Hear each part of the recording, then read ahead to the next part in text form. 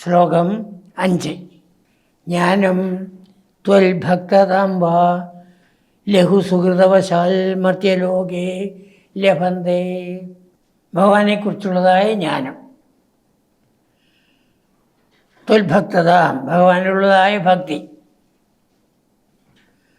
ഇത് രണ്ടും സുഹൃതവശാൽ, പൂർവജന്മങ്ങളിൽ ചെയ്ത ആ സുഹൃതം കൊണ്ടാണ് മർത്യലോകേ ലഭന്തേ, ഈ മനുഷ്യലോകത്തിൽ നമുക്ക് ലഭിക്കുന്നത്. എപ്പോഴും നമ്മൾ ഓർമ്മ വേണം. ഈ ജന്മത്തിൽ നമ്മൾ എന്തനുഭവിക്കണോ അത് കഴിഞ്ഞ ജന്മത്തിൽ ചെയ്തതാണ്. അവിടെ ചെയ്ത സൽക്കർമ്മങ്ങൾ കൊണ്ട് നേടിയ പുണ്യം, അതാണ് ഇവിടെ സുഖമായിട്ട് വരുന്നത്. അവിടെ ചെയ്ത ദുഷ്കർമ്മങ്ങൾ കൊണ്ട് നേടിയ പാപം, അതാണ് ഇവിടെ ദുഃഖമായിട്ട് വരുന്നത്. അല്ലാണ്ട് ഈ ജന്മത്തിലെ കർമ്മങ്ങളല്ല. മിക്ക കൂട്ടർക്കും പറ്റുന്ന അവസ്ഥ അതാണ്. അപ്പോൾ ഇത് മാറ്റാൻ സാധ്യതയല്ല.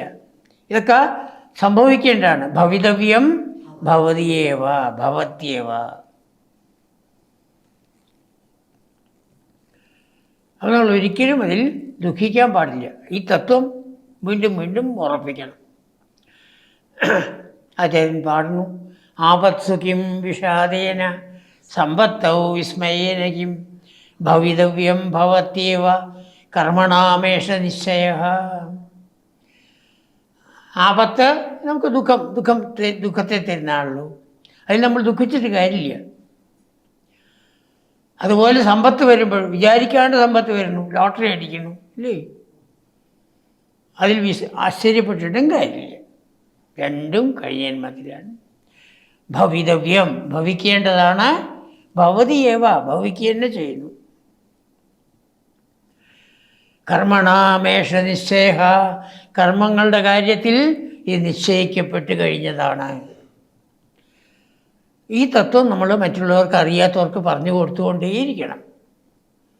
എത്ര പറഞ്ഞാലും രാവിലെ നമ്മുടെ കാര്യത്തിൽ തന്നെ ചിലപ്പോൾ നമ്മൾ ദുഃഖിക്കും. ഒന്നും ഈ ജന്മത്തിലല്ല, കഴിഞ്ഞ ജന്മത്തിലാണ്. അപ്പം നമ്മൾ എന്ത് ചെയ്യണം? അടുത്ത ജന്മം നന്നാക്കൂ. ഈ ജന്മം പല സൽക്കർമ്മങ്ങൾ ചെയ്ത് നന്നാക്കൂ. ഏറ്റവും ശ്രേഷ്ഠമായ സൽക്കർമ്മങ്ങൾ ഭഗവാൻ ഗീതയെ പറയുന്നത് യജ്ഞദാന തപകർമ്മ നത്യാജ്യം കാര്യമേവ യജ്ഞോദാനം തപശ്ചൈവ പാവനാനി മനീഷിണാം. യജ്ഞം, ദാനം, തപസ്. യജ്ഞം ഭഗവാനുള്ള പൂജ. നമുക്ക് പണ്ടത്തെ പോലെ യജ്ഞമൊന്നും ചെയ്യാൻ സാധ്യമല്ല. ദിവസവും വിളക്ക് കൊളുത്തി വെച്ച് ഭഗവാൻ നാമം ജപിക്കാമല്ലോ. ദാനം, എന്ത് നമുക്ക് കിട്ടിയോ എൻ്റെ ഒരു ഓഹരി മറ്റുള്ളവർക്ക് കൊടുക്കണം. തപസ്, ഭഗവാനെക്കുറിച്ച് ധ്യാനിക്കുന്നതാണ് തപസ്. അപ്പോൾ നാമജപം രാവിലെ തൊട്ട് വൈകുന്നേരം ചെയ്താൽ അത് തപസ്സാണ്. ജ്ഞാനം ത്വൽഭക്തതാം വാ ലഘു സുഹൃതവശാത് മർത്യലോകേ ലഭന്തേ. അപ്പോൾ ജ്ഞാനവും ഭക്തിയും പൂർവജന്മത്തിലെ ആ സുഹൃതം കൊണ്ടാണ് മർത്യലോകത്തിൽ നമുക്ക് കിട്ടുന്നത്. തസ്മാത്, അതുകൊണ്ട് തത്രൈവ ജന്മസ്പൃഹയതി, ഇവിടെ ഈ ഭൂമിയിൽ ജന്മം കിട്ടണമെന്ന് ആഗ്രഹിക്കുന്നു. ആര്? നാഗകോ നാരകോ വാ. നാഗകൻ സ്വർഗത്തിലുള്ളവൻ, നാരകൻ നരകത്തിലുള്ള ആൾ.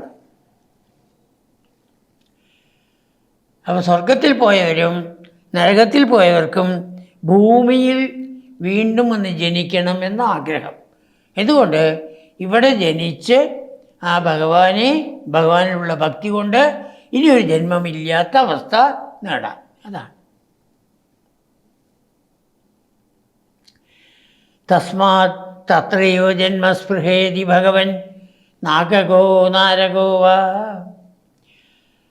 സ്വർഗത്തിലും നരകത്തിലുമുള്ള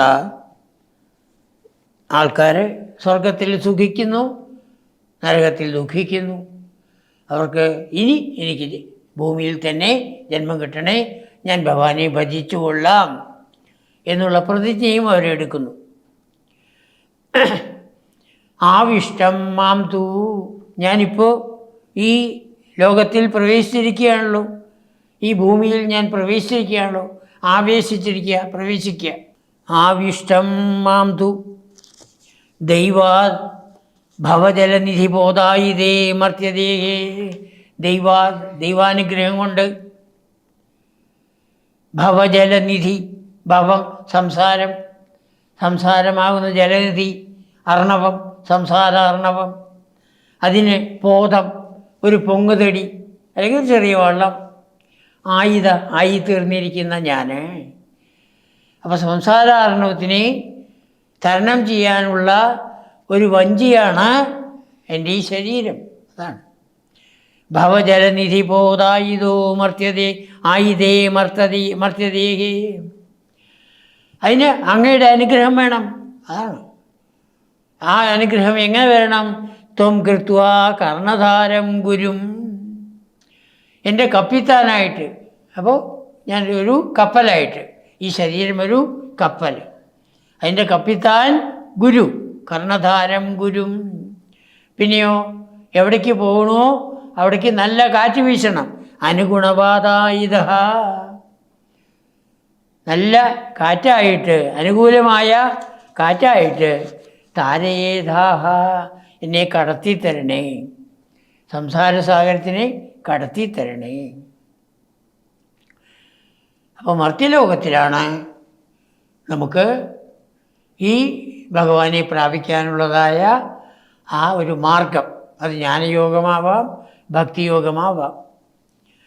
അതുകൊണ്ട് സ്വർഗത്തിലും നരകത്തിലുമുള്ളവർ ഈ ഭൂമിയിൽ ഒന്ന് ജനിക്കാൻ ആഗ്രഹിക്കുന്നു. എന്നെ സംബന്ധിച്ച് ഞാനിപ്പോൾ ഇവിടെ ജനിച്ചു കഴിഞ്ഞുവല്ലോ. അങ്ങനെയുള്ള എനിക്ക് ഈ മനുഷ്യ ശരീരം, അതും ശ്രേഷ്ഠമായ ബ്രാഹ്മണ ശരീരമാണ് കിട്ടിയിരിക്കുന്നത്. മേൽപ്പത്തൂർ പറയുന്നതാണല്ലോ, ഭവജലനിധി ബോധായിതേ മർത്യതേ. ഭവമാകുന്ന സംസാരമാകുന്ന ജലനിധി അർണവം, ആ അർണവത്തിനെ കടക്കാനുള്ള ബോധം, വഞ്ചിയെന്നോ കപ്പലെന്നോ ഒക്കെ പറയാം, അതായി തീർന്നിരിക്കുന്ന ഈ മർത്യദേഹത്തിൽ ത്വം കൃത്വാ കർണധാരം ഗുരും, എൻ്റെ ഗുരുവിനെ കപ്പിത്താനാക്കി അങ്ങ് നിയമിക്കണം. പിന്നെയോ അനുഗുണവാദായുധ, അങ്ങ് തന്നെ എനിക്ക് വേണ്ട അനുകൂലമായ കാറ്റായിട്ട് വന്ന് താരേധാഹ, എന്നെ ഈ സമുദ്രത്തിനെ കടത്തിത്തരണേ, സംസാരസാഗരത്തിനെ കടത്തിത്തരണേ. അങ്ങനെ ആര് ശ്രമിക്കുന്നില്ലയോ അയാളാണ് അയാളുടെ ജീവിതത്തിനെ നശിപ്പിക്കുന്നത്. ഭാഗവത്തിൽ അതിമനോഹരമായ ശ്ലോകമാണ്. നിർദേഹമാദ്യം സുലഭം സുദുർലഭം പ്ലവം സുകൽപ്പം ഗുരുകർണധാരം മയാനുകൂലേന നഭസ്വതേരിതം പുമാൻ ഭവാബ്ധിം ന തരേത് സ ആത്മഹ. നിർദേഹം, മനുഷ്യ ശരീരം കിട്ടി. 84 ലക്ഷം വിവിധതരം ജീവജാലങ്ങളിൽ ശ്രേഷ്ഠനായ ആളാണ് മനുഷ്യൻ. ഉത്തുംഗ ശൃംഗത്തിൽ വിവരിക്കുന്ന ആൾ. അത് സുലഭമായിട്ട് കിട്ടി നമുക്ക്. നമ്മളൊക്കെ ജനിച്ചുവല്ലോ. അത്യന്തം ദുർലഭമാണ്, സുദുർലഭമാണ്. അത് പ്ലവം സുകൽപ്പം, ഈ സമുദ്രത്തിനെ കടക്കാനുള്ളതായ ഒരു തോണി, നല്ല ദൃഢമായ തോണി, സുകൽപ്പം. ഗുരുകർണധാരം, ഗുരു തന്നെ കപ്പിത്താനായിട്ട് വരുന്നു. ആ ശ്ലോകത്തിനെയാണ് ഇവിടെ മേൽപ്പത്തൂർ എഴുതിയിരിക്കുന്നത്. ഗുരു തന്നെ കർണധാരൻ, കപ്പിത്താനായി വരുന്നു. മയാനുകൂലേന നഭസ്വതേരിതം, ഭഗവാൻ തന്നെ നല്ല കാറ്റായി വന്ന് എന്നെ അപ്പുറത്തേക്ക് കടത്തുന്നു. അങ്ങനെ ഒരാൾ ചെയ്യുന്നില്ലെങ്കിൽ അയാൾ ആത്മാവിനെ നശിപ്പിക്കുന്ന ആളാണ്. അതൊരിക്കലും ചെയ്യരുത്. ആത്മാവിനെ സാക്ഷാത്കരിക്കാൻ വേണ്ടി ശ്രമിക്കുകയാണ് നമ്മൾ ഓരോരുത്തരും ചെയ്യേണ്ടത്. അതിനുവേണ്ടി ജ്ഞാനയോഗമോ ഭക്തിയോഗമോ ഏത് യോഗമായാലും വിരോധമില്ല.